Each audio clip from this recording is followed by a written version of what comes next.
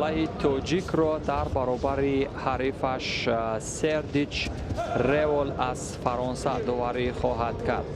شهباز سعید ابراروف یکی از جوانان با استعداد که در اولین حضورش در گرند اسلم تاشکند از خود درک داده بود و در همانجا بود که تو رسیدن بر رقابت مدال برنجی مبارزه کرد، ولی در آنجا اگرچه با گرفتن مدال شرفیاب نشد در تاشکند، ولی بعد از آن در گرند اسلم تیفلیس موفق به گرفتن نشان برنجی شد. یعنی از اولین سبک وزن‌های شد که در رقابت‌های بین‌المللی در تور جهانی جودو یا همین فصل‌های جودو جهانی برنده نشان برنجی شود. میان سبک وزن‌ها در دسته وزنی 60 کیلوگرم در تاشکند باشد. موقع پنجم را اشغال کرده بود.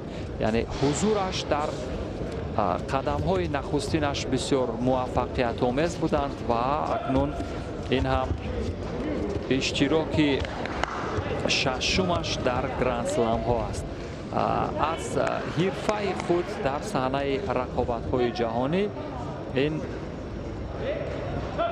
پنجمین اشتراکش در گرند اسلم می باشد. در مسابقات قطعوی در جام آسیا هم اشتراک کرده بود. سال 2019 در بشکک در میان جوانان در جام آسیا برنده نشانی برنجی هست. حریف او هم حریف با تجربه به نظر می رسد و اون نیز تجربه اشتراکش در گرند اسلم ها زیادتر هست. 3 مرتبه برنده نشانی برنجی هست در گرند اسلم ها از سال 2016 تا سال 2018 هم، ولی بعد از آن در 2 اشتراک دیگرش در گرند اسلم ناکام است. ورزشکار فرانسه کیدریچ ریول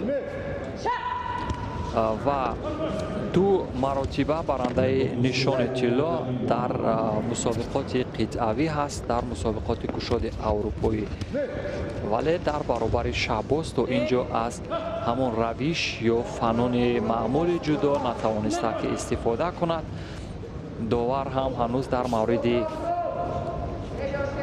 کمکاری ورزشکاران قضاوت نکرده است. هیچ کدام از ورزشکاران کمکار هم نبودند. هر دو کوشش میکنند در بخش مبارزه همان موقع قپیدن موافق را استفاده کنند و همین رو یادآور میشیم که شهباز در برابر ورزشکاران با تجربه استعداد فوق‌العاده نشان داده است، چون در تاشکند و اجرای اصول از سوی ورزشکاری فرانسه بود، ولی شهباز هم یک پایزنی خوب داشت. اینجا نوارهای سوس کرده شده اگر می شدن می دیدیم که یعنی اجرا کننده اصول ابتدا حریف را افتانید یا شهباز بود.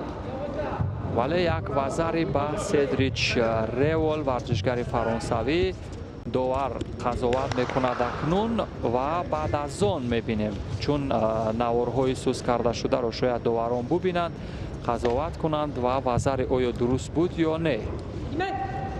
ولی به هر حال در مورد وزر داوران قضاوت کردند یا خلاصه نهایی را برآوردند. به همین ترتیب شهباز هم امکان دارد، چون فرصت زیاد هست، میتواند برای پرتاب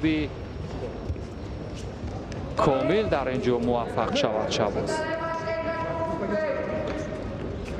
ولی ورزشکار فرانسوی هم در عین قپیدن سریعتر و با سرعتتر مبارزه میکند که شهباز برای اجرای اصول مورد نظرش چندان فرصت هم نمی‌یابد. به همین ترتیب 1 دقیقه دیگر تا انجام وقت اساسی حلوک معمولی داخل یا همون اوچیماتا، ولی دست حریف را نقپیده بود که این موفقیت آمیز نخواهد بود. اکنون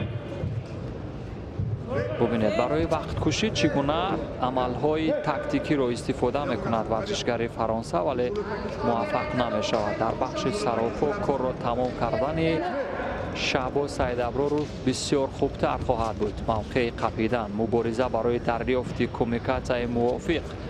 به همین ترتیب از قسمت بیرون همون طوره که ولی ببینید وزر عوضت ایپان با اصول خودش شهباز سعید ابراروف در مرحله اول رقابت ها ناکام می شود، چون موقع خوب نبود برای اجرای اصول. همان اصولی که یک ورزشکار گرجستانی را مغلوب کرده بود دوستان عزیز برای به دست آوردن نشانی برنجی، همان اصول را میخواست استفاده کند از دست حریف ولی موفق نشد. حریف بر همان اصول او را به سطح دیگر مکیکومی انجام داد. به همین ترتیب شهباز سعیدابرو